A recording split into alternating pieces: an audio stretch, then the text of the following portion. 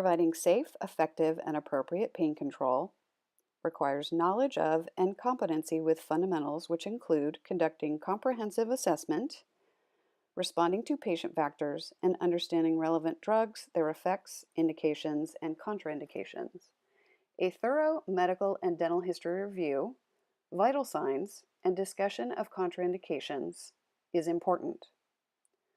Discussion of negative previous reactions should be described and documented. Assurances for managing anxiety and discomfort are helpful to patients. Consider wording used. Be aware of descriptive terminology to minimize patient concerns. When writing treatment plans, be specific as to the type, concentration, dilution, and areas for local anesthesia. Verbals can be reviewed at the faculty station. Management plans discussed for suggestions, fine-tuning of process, technique, or doses. An intra and extraoral exam always needs to be observed and documented prior to administration. It is suggested to give the patient the saliva ejector for efficiency and economy of motion during local anesthetic administration. On the bracket table, you will find gauze, cotton tip applicators with 20% benzocaine topical, dry cotton tip applicators, cotton pliers for recapping, and a mirror. It is also helpful to ask the patient to demonstrate how wide they can open to determine which injections may be likely to be used. On a second tray, it is suggested that you have a sterile syringe, needles of varying sizes, local anesthetic cartridges, and any instruments that are not required during local anesthetic administration. Students may consider having additional supplies in a cup off to the side. This may include long and short needles and additional cartridges. To load an aspirating syringe, use one hand to pull back on the thumb ring, retracting the spring and guide bearing. The clinician will load the cartridge with the rubber stopper toward the guide bearing. Once the cartridge is seated securely, the clinician will use a forceful push-twist action to engage the harpoon. You will notice the clinician does not hold their hand over the glass portion of the cartridge during this process. To check for complete harpoon engagement, pull back gently on the thumb ring to visualize stopper attachment. Small movements are sufficient to avoid disengaging the harpoon.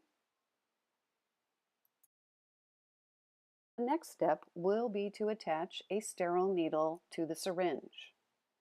The clinician will want to check the length and gauge. This particular needle is a 25 millimeter, 27 gauge short needle. Southwestern College also supplies 35 millimeter, 25 gauge long needles. The clinician will slowly twist until they hear a snap and the back portion of the cap is removed and saved for disposal. When threading the needle into the adapter on the syringe, a fulcrum is recommended. Fully secure the needle with bevel placement in mind. You will notice the black arrow that indicates bevel placement through the cap on the needle hub. You will also want to check to make sure that the window placement is verified for observing aspiration. Uncapping a syringe can be completed with one hand by placing the heel of that hand on the finger grip and gently rocking the cap until it is loosened. You can verify window placement and adjust before cap removal. Note, it is important to carefully slip the cap off without touching the bracket table. Drips can be mitigated by gently pulling back on the thumb ring. Do not touch the needle tip to a bib or gauze. Safe recapping can be completed in several ways. At Southwestern College, we will use cotton pliers to safely recap the needle to the syringe. Please note that you want the needle cap to be fully seated. If it were to be partially on or off, it could fall off and cause a sharps injury. Another form of recapping utilizes a protector card. This is a needle sheath prop. Some clinical board exams recommend use of this card. The card can be used for single-handed recapping, and then it will be demonstrated that you need to unscrew the needle carefully and utilize the card for disposal. One way to assure that the clinician can see that the needle is being unscrewed safely is to hold on to the needle base and unscrew the syringe. Once the needle is detached from the syringe, the clinician will walk the cap and the protector card over to the sharps container, safely flip the card towards the opening and press the needle into the sharps container. Then the protector card is disposed of. If cotton pliers are being used for recapping, keep in mind that the back side of the cap also needs to be safely reattached before disposal in the sharps container.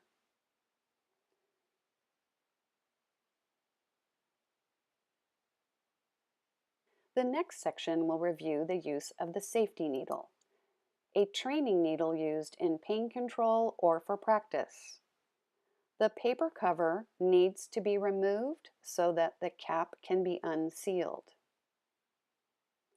Once the clinician unseals the cap, the needle is applied in the same manner as a regular needle. Note the penetrating portion of the needle is clipped short so as not to affect a cartridge in the syringe.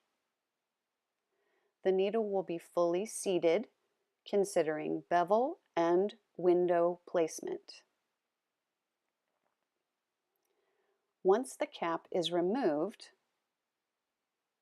a clinician can see a small white ball with a red dot that also indicates bevel placement. It is recommended when practicing with this needle that the clinician utilizes all safety techniques and devices for process and procedure.